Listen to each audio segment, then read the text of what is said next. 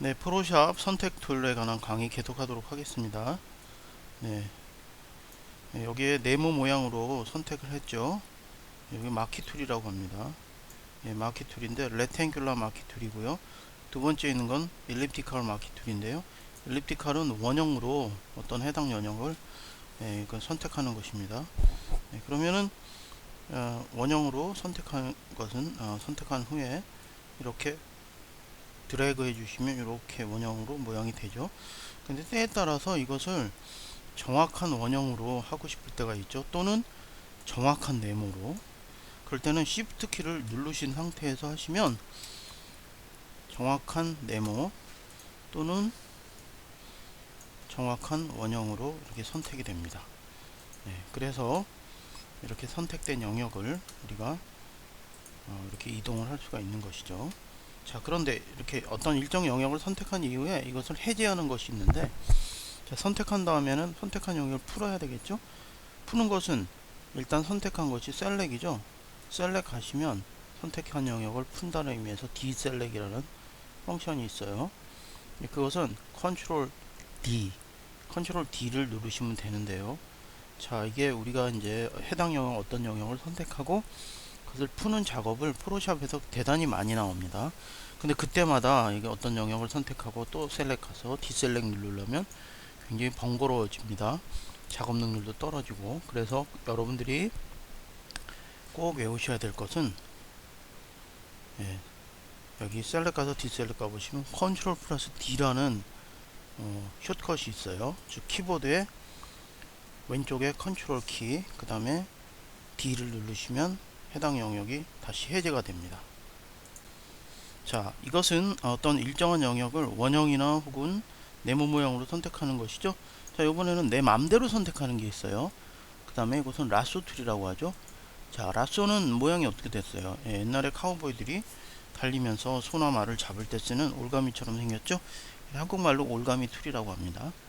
자, 이것은 이것을 선택한 이후에 우리가 어떤 영역을 이렇게 마우스를 꾹 누른 상태에서 쭉 끌고 가면 이렇게 라인이 주어집니다. 그런데 반드시 여러분들께서 아실 것은 첫 번째 툴은 별다른 조작이 없을 경우에는 이렇게 처음부터 끝까지 쉬지 말고 계속 가야 돼요. 굉장히 힘들죠. 어쨌거나 시점까지 가셔서 놔주시면 완성이 됩니다. 네, 이것이 라쏘 툴인데요. 대단히 힘들고 복잡하죠. 자, 그래서 라쏘 툴은 두 번째 보면 폴리고널 라쏘 툴이라는 게 있고요. 마그네틱 라쏘 툴이 있는데, 간단하게 설명드린 폴리고널은 그냥 요번에는 꾹 누르고 가실 필요 없이 점만 하나씩 찍어 주시면 그 점들을 클릭 마우스로 한 번씩만 콕콕 눌러 주시면 그 점들을 얘가 연결해서 어떤 해당 영역을 만들어내는 게 바로 폴리고널 라쏘 툴입니다. 뭐 이렇게 해서 해도 상당히 제법 정밀한 선택이 될 수가 있죠. 하지만 이것도 직선으로 선택을 하다 보니까 아주 정밀한 선택은 조금 쉽지는 않습니다. 이렇게 직선으로 이루어진 것들을 선택할 경우에는 꽤 유용한 툴입니다. 자, 그럼 선택이 됐죠? 그러면은 뭐 이 부분은 이제 붉은색으로 바꿔본다. 어저스트 가셔서 휴 센츄레이 가셔서 여기서 바꾸시면 컬러를 바꿀 수. 자, 지금 하는 것은 여러분들의 꼭 따라 하실 필요 없습니다. 이것은 제가 어떤 영역을 선택해서 어떻게 변화를 시킬 수 있는지를 그냥 보여주는 예니까요. 자, 어쨌거나 이렇게 해서 선택을 할 수 있죠. 폴리고널 라쏘 툴이에요. 점을 하나씩 찍어서 덜 힘들죠. 라쏘 툴은 처음부터 끝까지 마우스를 놓지 않고 쭉 끌고 가야 되니까 힘들고요. 마지막에 매그네틱 라쏘 툴이라는 것은, 자, 요거 선택해줘야 되죠. 아까 어떻게 배웠죠? 셀렉 가서 디셀렉이 컨트롤 D라고 그랬죠.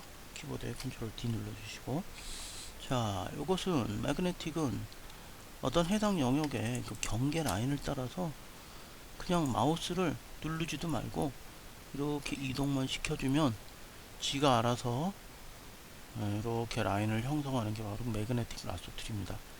하지만 매그네틱 라소 툴은 생각보다 그렇게 효율적이지 않아서 잘 사용이 안 됩니다. 네. 그래서 어쨌거나 네.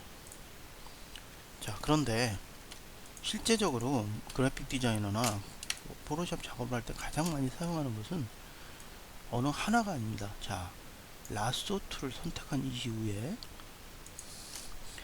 자, 키보드에 왼쪽에 있는 Alt 키, ALT 키를 눌러 주시면 자, 요번에 어떠세요? 한번 여러분들도 첫 번째 라소 툴을 선택한 다음에 Alt 키를 누르고 한번 해보세요. 그러면 손을 띄셔도 모양이 폴리고널 라소 툴로 바뀌면서 이것을 손을 띄어도 해제가 되지가 않습니다.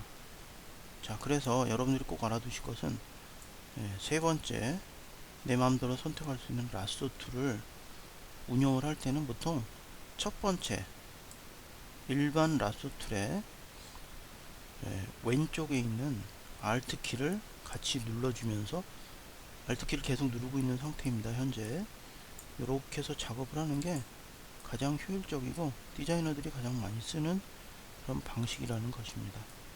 그렇게 해서 알아두세요. 네. 그 다음에 여기 보시면 매직 완드 툴이라는 게 있어요. 매직 완드 툴은 무엇이냐면 어떤 영역에 같은 색상 정보를 가진 것들을 이걸 갖고 눌러주시면 그거만 싹 이렇게 선택된다. 보세요. 선택됐죠?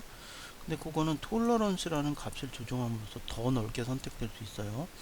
이 값이 적을수록 정확하게 매칭되는 것만 선택하고 이 값이 커질수록 대충 비슷한 것들을 다 선택을 합니다. 지금 23인데 60으로 한번 올려보도록 하죠. 그리고 다시 한번 선택해 보겠습니다. 어때요? 더 넓게 선택이 됐죠. 그렇죠? 네, 이건 여러분들이 필요에 따라서 선택을 톨러런스를 조정해 가면서 하실 수 있습니다. 어때요? 이 파라솔은 전체적으로 거의 이 지붕 부분이 하얀색이니까 매직 완드 툴을 쓰면 효율적으로 선택을 할 수가 있습니다. 자, 선택을 해보죠. 네, 됐죠? 자, 그리고 어때요? 여기 선택이 이 부분은 안 된 부분이 있죠? 이 부분은 자, 윈도우에서 어떤 객체를 두 개 이상 선택할 때 뭐를 하죠? 왼쪽에 있는 Shift 키를 누른 상태에서 또 한번 하게 됩니다. 자, Shift 키를 누르니까 어때요? 요 라소 툴, 매직 완드 툴의 하단에 플러스 키가 나옵니다. 그죠? 그 상태에서 눌러주시면 어때요? 선택이 거의 다 됐습니다. 훌륭하게 선택이 됐습니다. 자, 이런 부분을 제외하는 건 나중에 배워보도록 하겠습니다. 자, 이렇게 해서 선택을 할 수 있는 툴들을 여러분들에게 가르쳐 드립니다. 이렇게 하나, 둘, 세 가지를 써서 보통 선택을 합니다. 이걸 또 눌러보시면 퀵 셀렉션 툴이라는 게 있는데 이것은 자, 보세요. 같은 정보를 가진 것들을 자, 누른 상태에서 쭉 끌고 가시면 쭉 밀고 가시면 쭉 선택을 해줍니다. 플러스로 되어 있죠, 지금 현재. 그리고 여기서 만약에 우리가 선택한 부분 제외하고 싶으면 여기서 마이너스 부분을 다시 선택해서 어때요? 여기 전체에서 노란색 부분은 제외해 보도록 할까요? 노란색 부분을 이렇게 선택하면 됩니다. 하지만 별로 그렇게 썩 훌륭하지가 않습니다. 그래서 퀵 셀렉션 툴을 경우에 따라서 많이 쓰기도 하는데 저는 개인적으로 그렇게 많이 사용을 하지 않는 툴입니다. 그런 것이고요. 다시 선택된 부분을 풀어주시고 그 다음에 여기 크롭 툴. 크롭 툴은 굉장히 쉽습니다. 말 그대로 자르는 툴이에요. 여러분들이 원하시는 대로 이렇게 네모를 샥 그려주시고요. 자, 그럼 요게 회색 부분은 지금 잘려지는 부분이고요. 그 다음에 상단에 체크 표시를 눌러주시면 똑 하고 잘려집니다. 그냥 굉장히 심플합니다. 크롭 툴. 크롭 툴 아래에 있는 것들은 좀 더 고급 기술이기 때문에 나중에 배우도록 하겠습니다. 선택과 자르는 거 거기까지입니다.